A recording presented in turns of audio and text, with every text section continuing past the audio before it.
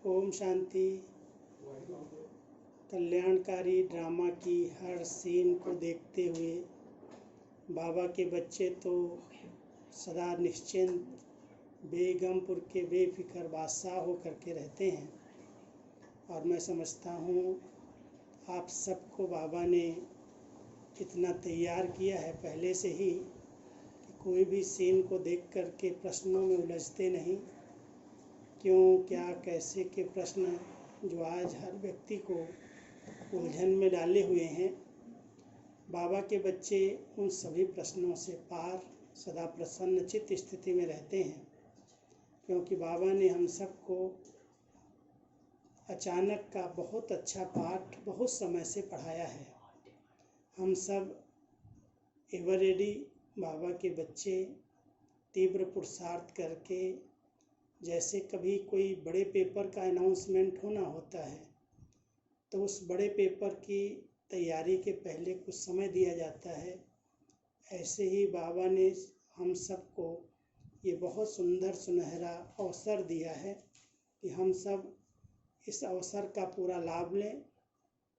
एकांतवासी बन करके बाबा के साथ कंबाइंड हो करके बहुत गहरी बाबा से रूह रिहान करें, शक्ति लें, सकाश लें और वो सकाश चारों तरफ विश्व की आत्माओं को दें, क्योंकि वर्तमान समय चारों ओर पूरे विश्व के अंदर केवल भारत ही नहीं लेकिन पूरे विश्व के 196 देशों में भय का वातावरण है।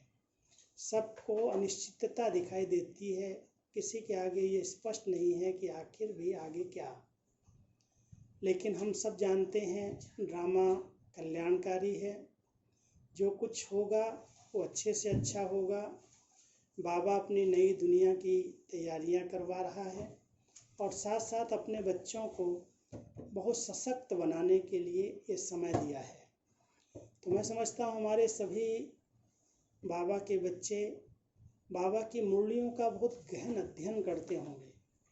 आज सवेरे की मुरली को ही अगर हम ध्यान से सुनते हैं, देखते हैं, पढ़ते हैं तो एक ही मुरली कितने सालों पहले बाबा ने चलाई।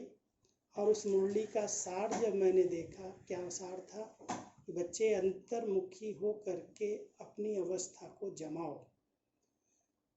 अभी तक कई ब्राह्मण आत्माओं के सामने इतनी सेवाएं होती थी जो कहते थे मुझे फुर्सत ही नहीं मिलती।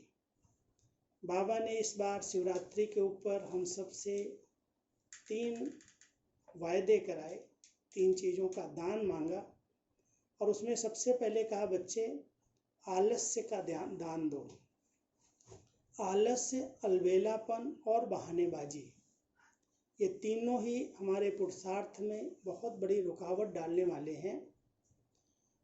वैसे ब्राह्मणों ने 5 विकारों को तो जीता है, लेकिन ये जो छठा विकार है आलस्य का, वो बहुत अटैक करता है। कई बार हम योग में बैठते हैं, थोड़ी देर के बाद नींद आना शुरू हो जाती है, बुद्धि भटकना शुरू हो जाती है और अगर हम बुद्धि को एकाग्र करना चाहते हैं, शांत हो जाते हैं तो शांत होते ही निद्रा की गोदी में चले जाते हैं। इसलिए ये जो समय मिला है, हर एक ब्राह्मण आत्मा को इन तीनों बातों से मुक्त होने का समय है। अभी कोई भी बहाना नहीं कर सकता है मैं बहुत बिजी हूँ, मेरे पास बहुत सेवाएं हैं, मुझे समय नहीं मिलता है। बाबा ने उस बहानेबाजी को समाप्त किया कि बच्चे कम से कम 8 घंटे का चार्ट बनाओ।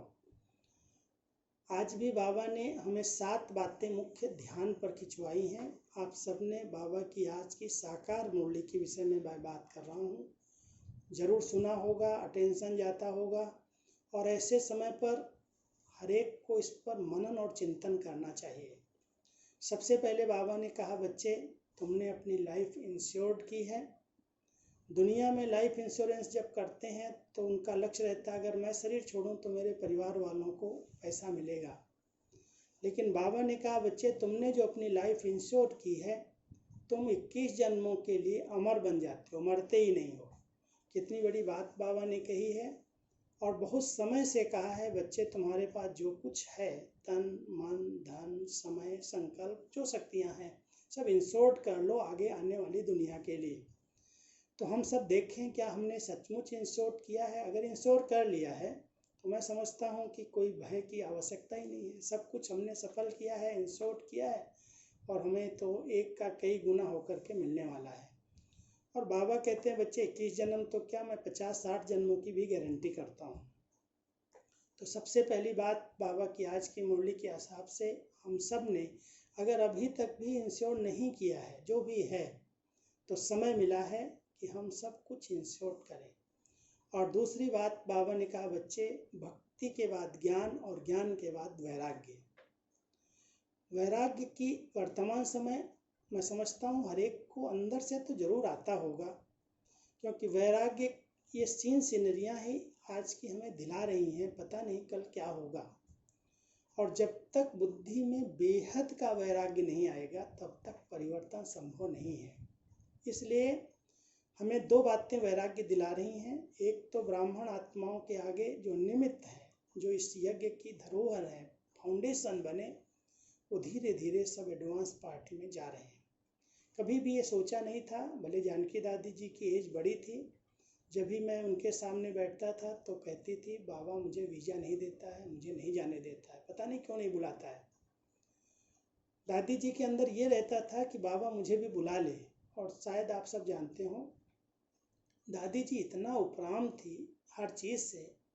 दो चीज़ें जो हम लोगों के कनेक्शन में थी, एक था दादी जी के पास जो पत्र आते थे और दादी जी के पास जो भी यज्ञ का सहयोग आता था। ये दो चीज़ों पर दादी का बड़ा ध्यान रहता था। कहती थी कोई रात को भी अगर दे के जाता था तो उसी समय अकाउंट डिपार्टमेंट में पैसा भेज देती थी, और अगर कोई ज़रूरी पत्र होते थे तो उसी समय मुझे दे देती थी, बुला करके देती थी या भिजवा देती थी कि राजू इसका तुम जवाब दे देना। कहती थी मैं कल शरीर छोड़ दूँ तो ऐसा कोई न कहे कि दादी के अलमारी के अंदर इतना पैसा था। और दादी को मैंने ये बात पूछी थी, उन्होंने मुझे उसका उत्तर नहीं दिया। इतना वो उपराम थी कि शाम को सोते समय रात में इस बातों को भी अपने हल्का कर लेती थी कि कोई का भी पत्र हो उसको उत्तर जाए, और कोई भी पैसा आया हो, यज्ञ में सहयोग आया हो तो अकाउंट डिपार्टमेंट में जाए, मेरे पास एक कौड़ी भी नहीं मिलनी चाहिए। मैं सवेरे उठूँगी या नहीं उठूँगी मुझे पता नहीं। इतनी वो न्यारी और प्यारी उपराम स्थिति में रही, और सदा उनको वैराग्य की वृत्ति अंदर से थी। सब कुछ करते देखते जैसे बाबा चला रहा था वो चल रही थी, लेकिन इस दुनिया में नहीं थी।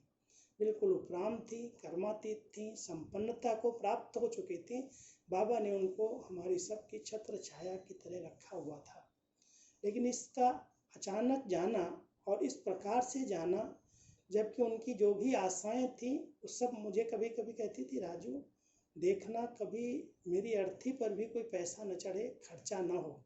तो हम लोग हंसते थे, दादी ऐसा कैसे हो सकता है, आप तो हेड हैं संस्था की, आपके ऊपर कैसे नहीं चढ़ाएंगे पैसे, फूल नहीं चढ़ेंगे, ऐसा कैसे होगा। लेकिन बाबा ने उसकी इस आशा को भी पूरा कर दिया। कैसी सीन थी, पांडव भवन में कोई नहीं फूल नहीं चढ़ा पाए, ज्ञान सरोवर में नहीं चढ़ा पाए, और शांति वन में भी जब आई तो भी चंदन के हार ही थे, कोई फूल बाहर से आ ही नहीं सके।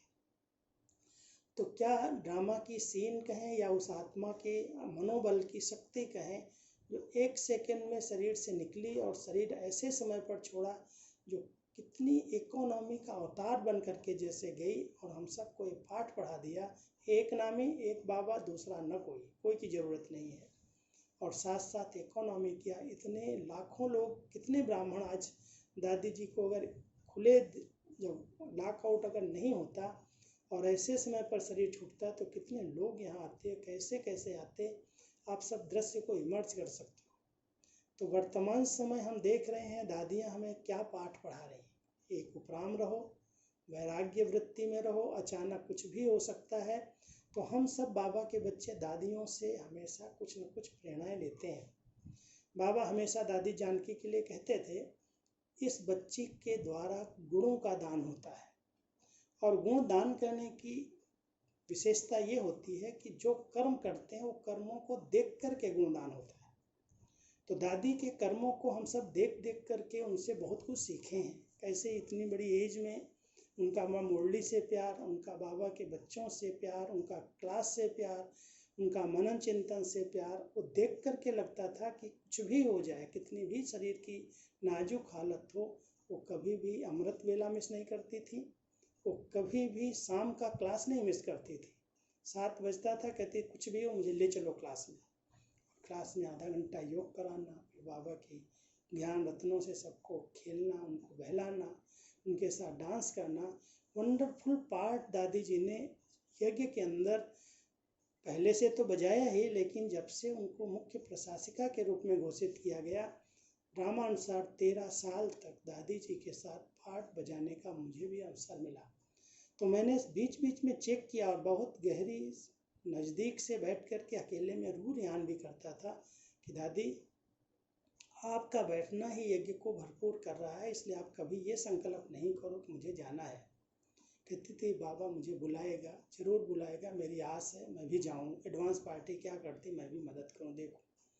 तो ऐसे ऐसे दादी जी के जो संकल्प थे वो सब पूरे हुए हैं।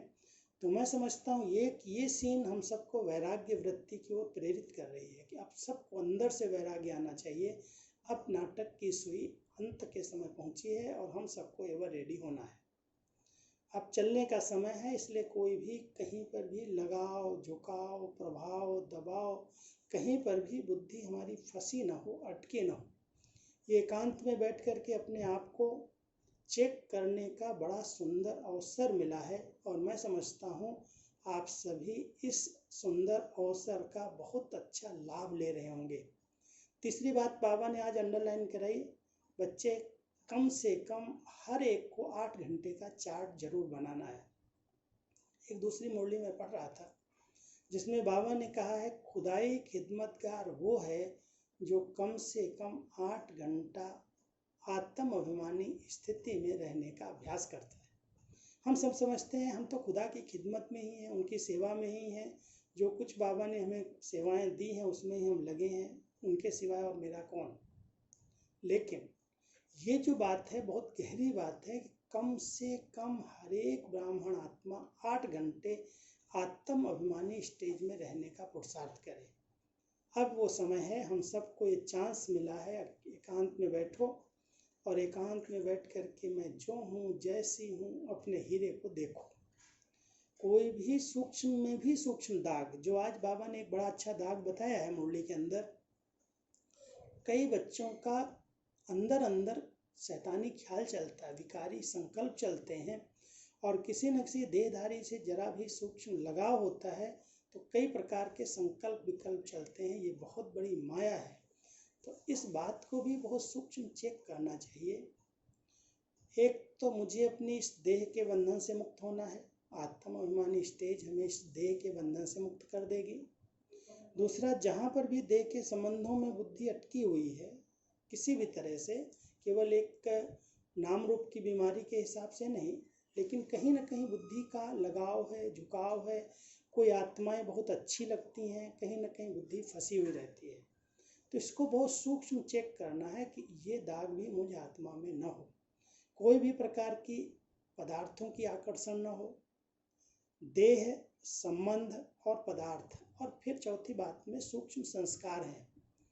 कई ऐसी आदतें बनाई हैं हम सब ने जिन आदतों के हम वशीभूत हो गए और उन आदतों के कारण ही संकल्प चलते हैं और फिर कर्म हो जाते हैं। इसलिए हर एक ब्राह्मण आत्मा को अपने सूक्ष्म स्वभाव और संस्कारों को चेक करना चाहिए।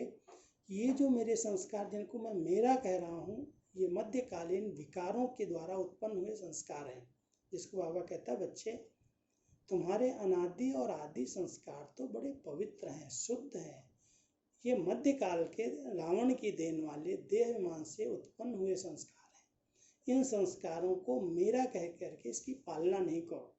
तो हम सब पहले चेक करें कोई भी ऐसा नेगेटिव संस्कार जो मुझे संकल्पों के रूप में, स्वप्नों के रूप में प्रभावित करता है, क्या मैंने उस संस्कार को सचमुच जीता है।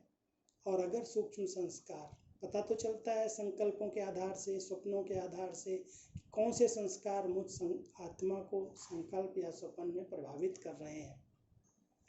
तो इन सब प्रकार के देह, संबंध, पदार्थ और संस्कार, जब इन सब से वैराग्य आएगा तब आत्मा संपूर्णता को प्राप्त प्राप्त कर सकेगी। हम सब ने लक्ष्य तो रखा है कि हम ब्रह्मा बाबा के समान संपन्न बने, संपूर्ण बने, अपनी दादियों के समान बने। तो दादियों को हमने देखा है न उनका किसी पदार्थ से लगाव रहा, कोई भी चीज़। अभी अभी किसी ने दादी जी के लिए बड़ी अच्छी सुंदर बस बनाई कि दादी जी इसमें बैठेंगी, सो सकेंगी, स्नान कर सकेंगी। दादी ने उसको स्वीकार ही नहीं किया, एक बार भी नहीं चढ़ी। कोई भी पदार्थ से उनका सूक्ष्म में भी लगाव नहीं रहा। तो देखा हमने, न कोई ने साधनों ने उनको खींचा, न उनको संस्कारों ने खींचा, न किसी संबंध ने खींचा, और देह स्वतोपराम ही थी। तो अब समय अनुसार वैराग्य वृत्ति की आवश्यकता है। बिना वैराग्य के इन बुराइयों को, कमी कमजोरियों को हम समाप्त नहीं कर सकते हैं। तो 8 घंटे के योग के लिए अंदर की वृत्ति वैराग्य की चाहिए। और संसार की, आप सब समाचार सुनते हैं, बाबा ने समाचार सुनने की मना नहीं की है, लेकिन अधिक टू मच में अगर समाचार चलेंगे, सुनोगे, तो वही चिंतन, वही स्वप्न, वही संकल्प, वही वार्तालाप चलेगी। इसलिए जानकारी तो जरूर होनी चाहिए कि विश्व के अंदर क्या चल रहा है, कितने नुकसान हो रहे हैं और आगे क्या हो सकता है। ज्ञान है, समझ है, अपनी सेफ्टी के लिए हम साधन अपनाते हैं। कोई भी प्रकार से हम कहीं भी फंस न जाएं, उसका भी ध्यान रखते हैं। सब कुछ नॉलेजफुल माना, सब प्रकार की नॉलेज है, होनी भी चाहिए, लेकिन अधिक इसके पीछे टू मच में नहीं जाना, नहीं तो बुद्धि कभी भी शांत और एकाग्र नहीं रह सकती है। हमें बाबा ने साधन दिए हैं, अच्छे हैं, यूज करो। आज हमें इंटरनेट अगर मिल रहा है तो अच्छी अच्छी क्लासेस सुनो, बाबा के कई ज्ञान रतन है वो सुनो, मधुबन की मुरली सुनते हो, सेंटर्स की मुरली सुनते हो, घर बैठे बहुत कुछ लाभ मिल रहा है, सीख रहे हो। लेकिन ऐसी चीज़ों पर ध्यान न जाए जो हमारी उन्नति में बाधक है। इस पर अगर हम सब ध्यान रखेंगे तो संसार से भी वैराग्य आता जाएगा। अभी ये भी कोई भी चीज़ें मेरे काम की नहीं है। आज सबके पास इतने साधन थे, गाड़ियाँ हैं, मोटरें हैं, मकान हैं, कई जगह फ्लैट्स हैं, लेकिन देखा होते हुए भी हम ना यूज कर सकते हैं, ना उनको उन पर बैठ करके कहीं जा आ सकते हैं। होते हुए सब बेकार हो गए। तो बाबा जो कहते थे बच्चे एक दिन आएगा, ये सब गाड़ियाँ खड़ी रहेंगी, हम समझते थे पेट्रोल नहीं मिलेगा, डीजल नहीं मिलेगा, इसलिए खड़ी रहेंगी। वो सब मिल रहा है, लेकिन फिर भी सब खड़े हो गए। तो ये सब बाबा हमें ट्रायल के रूप में कहता है, बच्चे ये रिहर्सल हो रही है। और रिहर्सल होते होते, पिछली मुरली में बड़े अच्छे शब्द थे, रिहर्सल होते होते 1 सेकंड में रियल हो जाएगा। और अब सचमुच वो रियल होने का समय सामने दिखाई हो दे रहा है। और रियल और रिहर्सल में अंतर क्या है, आप सब इस पर विचार करते होंगे। रिहर्सल अगर कोई चीज़ की होती है तो फिर से ठीक हो जाती है, लेकिन जब रियल हो गया तो रियल माना समाप्ति, वो फिर ठीक नहीं की जा सकती। जैसे भूकंप आया, उसके बाद फिर से अच्छे मकान बना लिए गए। कोई भी घटना घटती है, थोड़े दिन के बाद सब भूल जाते हैं, उसको रिहर्सल कहा जाता है। लेकिन जब रियल हो जाएगा तो उसको दोबारा कोई फिर से नहीं खड़ा कर सकता, खत्म हो जाएगा। तो ये कलयुग के खत्म होने की चिन्ह दिखाई दे रहे हैं। हम सब ब्राह्मणों को बहुत गहरा सूक्ष्म पुरुषार्थ करना है, मन बुद्धि की एकाग्रता का, और विशेष मनसा सेवा की प्रैक्टिस करने का समय है। वाचा सेवाएं तो हम लोगों ने बहुत कर ली, बाबा ने खूब कराई हैं, और अभी भी समय मिलेगा तो जो रही हुई सेवाएं वो भी बाबा पूरी करा देगा। लेकिन साथ साथ बहुत अच्छा अभ्यास का समय है। हम मन और बुद्धि को एकाग्र करें, और जैसे सूर्य की किरणें किसी कांच के ऊपर पड़ती हैं तो स्वच्छ कांच उन किरणों को लेकर के फट से रिफ्लेक्ट कर देता, अपने तक नहीं रखता है। तो हम सब भी क्या मनसा सेवा करेंगे, हमारे पास इतनी क्या शक्तियां हैं। हमें तो बाबा की शक्तियों को अपने ऊपर लेना है, और बाबा की शक्तियों को लेकर के मन से रिफ्लेक्ट करना है। संकल्प करेंगे तो पहुंच जाएंगी वो शक्तियाँ, और संकल्प शक्ति बहुत फास्ट है। तो शुद्ध मन बुद्धि पर, स्वच्छ कांच पर बाबा की पवित्रता की किरणें लो, शांति की किरणें लो, शक्ति लो, और उस शक्ति को संकल्प के द्वारा रिफ्लेक्ट करो कि ये आत्माएं सुखी हो, शांत हो, सब भय उनका समाप्त हो जाए। तो बहुत अच्छे प्रयोग करो, योग के प्रयोग करो। तो बाबा अभी हम सबसे डबल लाइट स्थिति में रहने वाले बच्चों से ये मनसा सेवा कराएगा, क्योंकि मनसा सेवा में बहुत हल्कापन चाहिए। अगर जरा भी भारीपन है, बोझ है, कोई दबाव है, मन में खुशी नहीं है, कोई चीज़ की तमन्नाएं रह गई हैं तो ये मन भारी हो जाएगा। और भारी मन वाला कभी भी मनसा सेवा नहीं कर सकता। मन हल्का चाहिए, बिल्कुल लाइट, निर्दोष, कोई भी संकल्प नहीं। जैसे कांच अगर जरा भी गंदा है तो उसके ऊपर किरणें आती नहीं है। कल एक प्रश्न आया था मेरे पास कि मन की शुद्धता और मन की स्वच्छता में क्या अंतर है। वास्तव में स्वच्छता तो पहले आवश्यक है। अगर स्वच्छ मन नहीं है तो शुद्ध कैसे होगा। तो जो भी हमारे अंदर नेगेटिविटी है, किसी भी आत्मा के प्रति कोई नेगेटिव वृत्ति है, द्वेष भावनाएं हैं, किसी की कमी कमजोरी नोट हो रही है, परिवार के अंदर हम रहते हैं, ये ऐसा है, ये ऐसा है, इसने ऐसा किया, उसने ऐसा किया, कभी समाज के लिए, सरकार के लिए हमारे कई ऐसे दृष्टिकोण बन जाते हैं। बाबा कहता बच्चे, इस ड्रामा के अंदर जो कुछ चल रहा है वो सब बहुत बहुत एक्यूरेट है। आपको कोई भी प्रकार का अपने अंदर संकल्प विकल्प का किचड़ा इकट्ठा नहीं करना, वही गंदगी है। इसलिए मन की स्वच्छता फर्स्ट आवश्यक है। जितना मन स्वच्छ हो जाएगा और जब निर्दोष हो जाएगा, किसी कमी कमजोरी उसमें नोट नहीं होंगी, तो स्वच्छता आ जाएगी। और जहाँ स्वच्छ मन है वो शुद्ध अपने आप उसके अंदर, जैसे शुद्ध वातावरण के अंदर कहते बहुत अच्छी खुशबू आती है, बहुत अच्छे वाइब्रेशन है, तो मन के द्वारा भी बड़े शुद्ध वाइब्रेशन निकलने लगेंगे। स्वच्छता के बाद शुद्धता आएगी और शुद्धता के आधार से हम अपने अच्छे वाइब्रेशन क्रिएट कर सकेंगे, अच्छे संकल्पों में रमण कर सकेंगे। क्योंकि मन तो किसी भी समय खाली नहीं रहता, उसको तो काम ही चाहिए। और उसको अगर हम अच्छे संकल्पों से नहीं भरेंगे तो उसमें व्यर्थ बातें आती रहेंगी, किचड़ा जमा होता जाएगा। इसलिए बाबा ने बड़ा अच्छा चांस दिया, खूब अच्छी अच्छी मुरलियाँ स्टडी करो। आजकल ये अमूल्य रतन में आप सुनते होंगे कितनी अच्छी तरह से बाबा की मुरलियों की गहराई है, मुरलियाँ ही स्पष्ट हो रही हैं। सुनने का समय है, सुनो, एक एक मुरली पर चिंतन करो, मनन करो, खूब बाबा के साथ मौज का अनुभव। ये समय है संगम पर मौज मनाने का, इसलिए मूंझना नहीं है, डिस्टर्ब नहीं होना है और अपनी स्थिति को बिल्कुल खुशनुमा बना करके बहुत हल्का रहो। भोजन भी हल्का हो। मैं तो 2-3 बातों का ध्यान रखता हूँ कि शरीर को स्वस्थ हर एक को रखना है। समय ऐसा है, हम कभी भी किसी पर डिपेंड न हो जाएं। अपने शरीर को स्वस्थ रखने के लिए 2 बातों का आज भी बाबा ने ध्यान खिंचवाया मुरली के अंदर। एक तो कहा बच्चे, खान पान बहुत हल्का और शुद्ध चाहिए। भोजन जिसने जितना नियमित शुद्धता से बहुत हल्का किया, कोई ज़्यादा मिर्ची मसाले चटपटा अटपटा नहीं कर रहा है, शुद्ध भोजन कभी भी बीमार नहीं करेगा। सात्विक है, शुद्ध है, हल्का है, उस पर ध्यान रखते हैं। और साथ साथ बाबा एक बहुत अच्छी बात कहता है बच्चे, जैसे शरीर के लिए डॉक्टर हमेशा कहते हैं कुछ समय एक्सरसाइज जरूरी है, शरीर को स्वस्थ रखने के लिए एक्सरसाइज जरूरी है।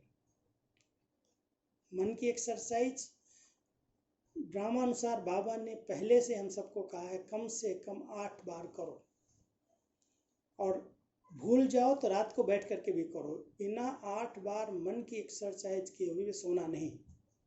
हम समझते हैं आप सभी बाबा के बच्चे तीव्र पुरुषार्थी ग्रुप से जुड़े हुए हो, आप भी कम से कम 8 बार तो इस मन की ड्रिल अवश्य करते होंगे। मन की ड्रिल कितनी सहज बताइए, कभी कह दिया 1 सेकंड कर लो, कभी कहा 5 मिनट करो। बार बार करोगे तो उसके द्वारा आपको इस भौतिक जगत से उपराम रहने की शक्ति आ जाएगी। मन बहुत शक्तिशाली हो जाएगा। कुछ भी देखेंगे सुनेंगे, कोई कुछ बोल देगा, छोटी मोटी बातें होंगी, क्योंकि जहाँ पर परिवार है, संगठन है, कहीं ना कहीं बातें तो आती है, मान की, नाम की, शान की। कोई ने पूछा, कोई ने नहीं पूछा, कहीं इज्जत मिली, कहीं कोई बदनामी हो गई, कोई ने कुछ कह दिया, फट से कईयों का तो मूड खराब हो जाता।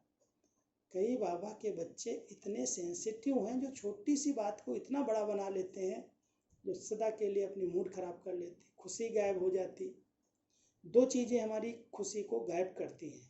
एक, अगर कहीं शंका पैदा हो गई, जिसको कहते हैं अनुमान, शंका, संशय, वो हमारी खुशी को फट से छीन लेता है।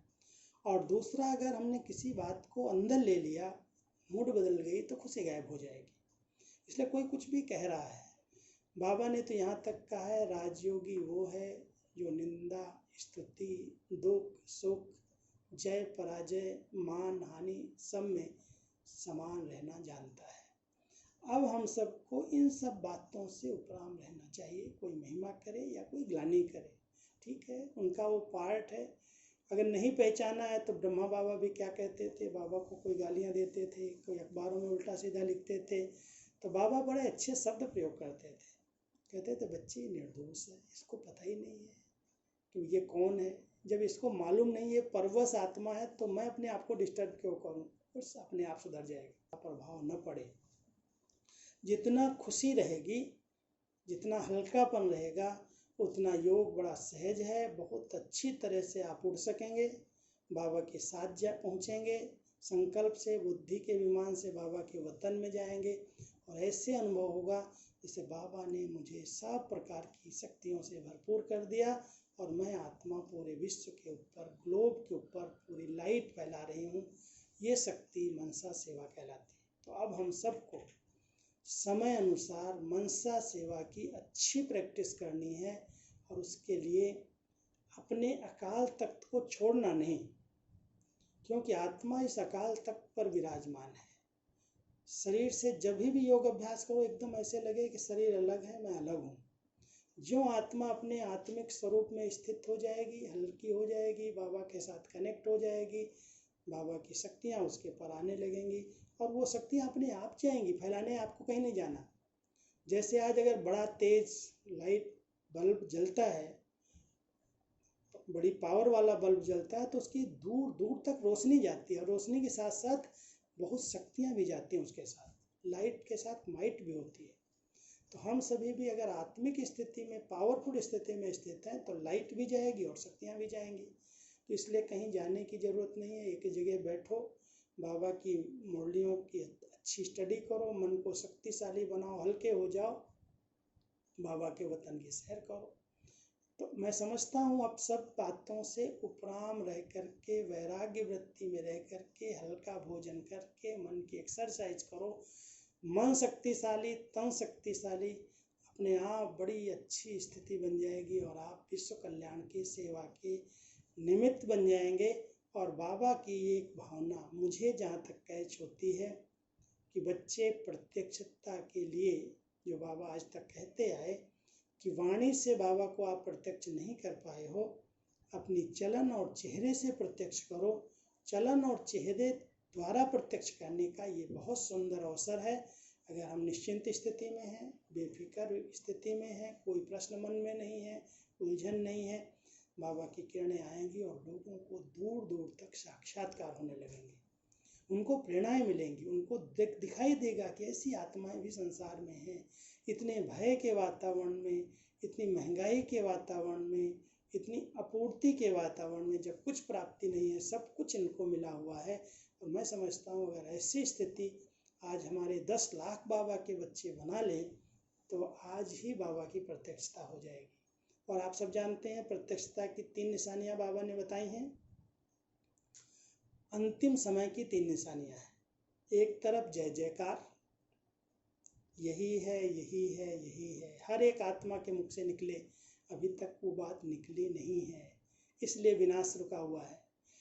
अब वो घड़ी आई है जो हम सब अगर बहुत खुशी के, बहुत शुद्ध संकल्पों में एकाग्रचित स्थिति में बैठेंगे, तो लोगों को बड़े अच्छे अनुभव होंगे, साक्षात्कार होंगे और उनको आवाज़ आएगी कि बाबा आ चुका है और वो अभी सबको मुक्ति, जीवन मुक्ति दे रहा है, वर्षा देने के लिए आया है। तब आवाज़ निकलेगा, यही है, यही है, यही है। तो एक तरफ होगा जय जयकार और दूसरी तरफ तो हाहाकार है ही, और भी हाहाकार ब्राह्मणों में भी हो जाएगा। जिन आत्माओं ने इस समय को, अमूल्य समय को व्यर्थ किया, समय, संकल्प, श्वास और शक्तियाँ, ये 4 चीज़ें जो हमारी हैं, हम सब के पास हैं।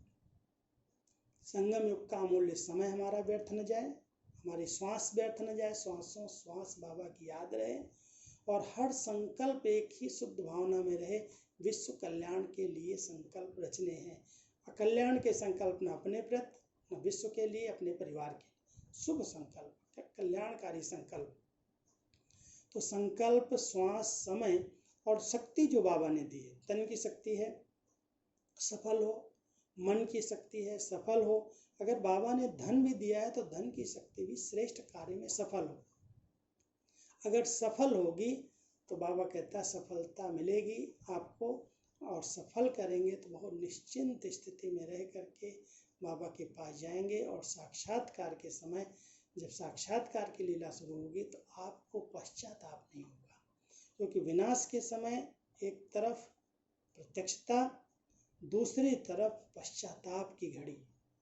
कई बाबा के बच्चे जिन्होंने अलबेलेपन में समय को गंवाया है, जिन्होंने आलस्य में आकर के अपने इस समय को सफल नहीं किया है, जिन्होंने बहानेबाजी की है, उन आत्माओं को बहुत पश्चाताप होगा।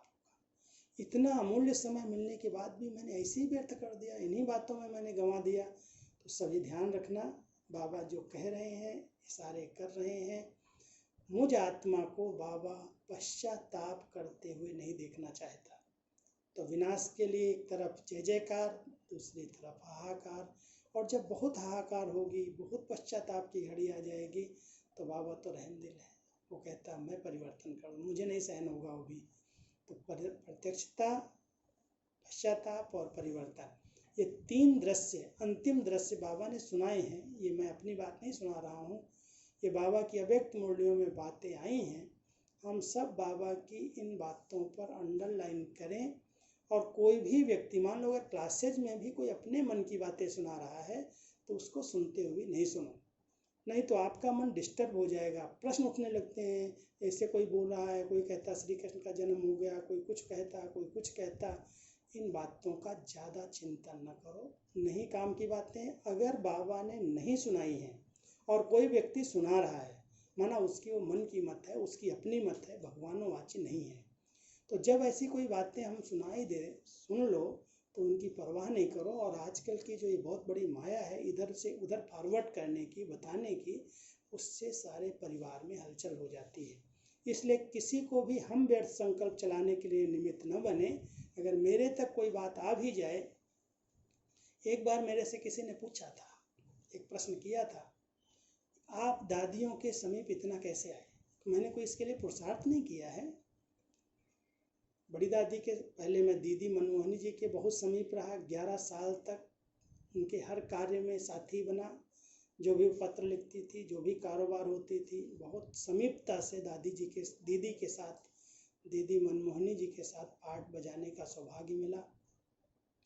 उसके बाद जब दीदी जी अव्यक्त हुई तो दादी प्रकाश मणि जी के साथ बहुत समीप रह करके उनके हर कार्य में हाथ बटाने का, उनकी सारी इंटरनल कारोबार जो पत्रों की थी, व्यवहार की थी, मुरलियों की थी, वो सब करने का, बहुत समीप से रोज उनके साथ बैठने का और उनकी भावनाओं को समझने का चांस मिला। और दादी जी के जाने के बाद जानकी दादी के साथ भी बहुत गहरा संबंध रहा, कनेक्शन रहा। दादी तो यहाँ तक कहती थी, अगर मैं बीमार हूँ और आपको कोई काम हो तो सीधा आ जाया करो, कोई से पूछो नहीं। तो दादियों के साथ बहुत अच्छी पालना मिली। गुलजार दादी के साथ भी संदेश लिखने का, उनके द्वारा जो भी पाठ चले हैं बाबा के, हर एक बात नोट करने का सौभाग्य मिला। तो मैंने अपनी दादियों को बहुत समीप से देखा है, बहुत अच्छा भाग्य मिला है इनके समीप रहने का, उनके अनुभवों को समझने का, उनके पुरुषार्थ को देखने का। मैं समझता हूँ कि अगर दादियों ने अपनी ऐसी स्टेज बनाई, तो जब ये बात मेरे से कोई पूछता है आप कैसे समीप आए, तो मैंने केवल एक बात ध्यान पर रखी है, वो आपको अंदर की बात सुनाता हूँ। वो ये रखी है कि कोई भी बात अगर मेरे कानों तक आती है किसी की भी, मुझे वो दूसरे के कान तक नहीं पहुँचानी है, अपने तक रखनी है। ये बहुत सीक्रेट है, हमारे यज्ञ की सुरक्षा है। अगर मान लो आपको कोई की गलत बात सुनाई दी, आपको बता दिया बड़ों ने या आपने पत्रों से पढ़ लिया, हमारे द्वारा जब हमको जानकारी मिली तो वो लीक नहीं होनी चाहिए, बात हमारे तक ही सीमित रहे, उसको हम सही गाइड करें। दादियाँ जो कह रही हैं, बाबा जो कह रहा है, उस अनुसार मैं उसको गाइड करूं, उसको उत्तर दूं, लेकिन वो बात मेरे द्वारा किसी तीसरे के कान तक नहीं जानी चाहिए। जब इतने हम ऑफिशियल और सीक्रेट रहते हैं, तब हम बड़ों के समीप आते हैं, उनके दिल को जीत सकते हैं। आज तक हमने देखा है, ब्राह्मण आत्माओं के पास कोई भी एक नेगेटिव समाचार अगर आ जाता है तो फौरन एक के बाद दूसरे के, तीसरे के, चौथे के कान तक बात पहुंचा देते, और ऐसे पहुंचाते हैं, कहते हैं बस मैंने आपको बताया ना, आप किसी को नहीं कहना। लेकिन जब आप ही अपने अंदर नहीं रख सके तो सामने वाले के साथ कैसे हम अपेक्षा रख सकते हैं कि नहीं बताएगा। वो भी जरूर एक को बताएगा, क्योंकि उसका भी कोई एक पर्सनल होगा। तो एक से एक तक वो कानों में बात फैलती है और फैलते फैलते बहुत बड़ा रूप ले लेती है। इसलिए हम सब इस पाप के भागी न बने। कोई भी अपने ब्राह्मण परिवार की, बड़ों की, यज्ञ की बात अगर नेगेटिव कोई ने आपको सुनाई है या आपको लगता है कि ऐसा नहीं होना चाहिए, हो रहा है, तो बाबा कहता है तुम शुभ भावना रखो, शुभ चिंतन करो, अपने अच्छे वाइब्रेशन दो, जिससे वो परिवर्तन हो जाए। अगर इधर से उधर फैला दी, वातावरण में बना दिया, तो उसका बोझ है वो आपको कभी भी उड़ती कला में उड़ने नहीं देगा। ये बहुत सूक्ष्म कर्मों की फिलॉसफी है। इसलिए कभी भी कोई की कमी, कमजोरी, अवगुण कुछ भी आपको सुनाई दे, बताया जाए, हो भी, मैं कहता हूँ तुम देख भी रहे हो कि गलत हो रहा है, फिर भी बाबा कहता है तुम उसके प्रति शुभ चिंतक बनो, अपनी सेफ्टी करो, अपने आप को सुरक्षित रखो। उस बात को आप फैलाओ मत, फैलाओगे तो उसका पाप आपके ऊपर चढ़ेगा। क्योंकि वो आत्मा हो सकता है रियलाइज करके अपने आप को बदल ले, लेकिन जिस तक आपके द्वारा बात पहुंची है उसका दृष्टिकोण बदल जाएगा। ये भी एक बहुत अच्छी फिलॉसफी बाबा ने हम सबको सुनाई है, सिखाई है। हम सब बाबा के बच्चे हर एक आत्मा के गुणों को देखें, विशेषताओं को देखें। बाबा हमेशा कहता है बच्चे विशेषताओं का चश्मा पहन करके रहो, कभी भी किसी की कमी और कमजोरी को नोट नहीं करो, उनको सहयोग का नोट दो। तो हम सब बाबा के बच्चे वर्तमान समय के अनुसार जो समय बाबा ने दिया है, आज हमारे पास अभी भी 11-12 दिन हैं, लॉकडाउन चल रहा है, हम बाहर नहीं निकल सकते, घरों में रहें, सुरक्षित रहें और बाबा से बहुत अच्छी सकाश लें, शक्ति, जो अनुभव अभी तक आप हमने नहीं कर पाए हैं। मैं तो एक बात सोचता हूँ, मान लो आज बाबा कहता है बच्चे अव्यक्त वतन के अनुभव करो, मूल वतन के अनुभव करो, अतीन्द्रिय सुख की अनुभूतियाँ करो, परमानंद की अनुभूतियाँ करो। क्या हमने किया है? ऐसे ही समय हम गंवा रहे हैं। मुरली सुन लिया, क्लास कर लिया, हाँ हम बहुत अच्छे हैं, बहुत अच्छे हैं, लेकिन बाबा कहता है अच्छे अच्छे कहते कहते अच्छे बन जाओ। और वो तरीका यही है कि जिन बातों का हमने अभी तक अनुभव नहीं किया है, हम उन अनुभवों के सागर में, उनके तले में जाएं और जा करके अनुभवी मूर्त बने। अनुभवी आत्मा को कोई भी हिला नहीं सकता, तो हम सब अनुभव के अथॉरिटी बने। आत्मा का अगर अनुभव नहीं कर पाए हो तो मैं आत्मा इस शरीर से अलग हूँ, मैं एक लाइट हूँ, मैं एक चमकती हुई ज्योति हूँ, मैं इस शरीर का आधार लिया हुआ, अनुभव करके देख लो। बाबा का अनुभव नहीं हुआ है अगर अभी तक, सिर्फ सुन रहे हो, बाबा आता है जाता है, आप देखो अपने दिव्य नेत्र से, अनुभव करो। अभी अनुभव नहीं करेंगे तो कब करेंगे? मैंने एक स्लोगन निकाला था, अभी नहीं तो कभी नहीं। ये समय ऐसा आया है, अगर अभी नहीं तो कभी नहीं, अंडरलाइन कर लेना। ये ऐसा समय मिला है, अगर अभी तपस्या नहीं किया, अभी समय संकल्प को सफल नहीं किया, अभी एकाग्रता का अभ्यास नहीं किया, अभी 8 घंटे का योग नहीं किया, अभी अगर मन और मुख का मौन नहीं रख पाया, अभी अगर अपनी स्थिति को एक रस नहीं बना पाया, अपनी अवस्था को नहीं जमा पाया, तो आगे अंडरलाइन शब्द लिख देना, अभी नहीं तो कभी नहीं। ऐसा चांस शायद ही मिलेगा, लेकिन ड्रामा अनुसार मिला है, तो हम उसका पूरा पूरा लाभ लें और बहुत अच्छी स्थिति बनाएं। मेरी यही शुभ भावनाएं हैं। आप सब सुन रहे हो ध्यान से, इसलिए आप सबको बहुत बहुत धन्यवाद। ओम शांति।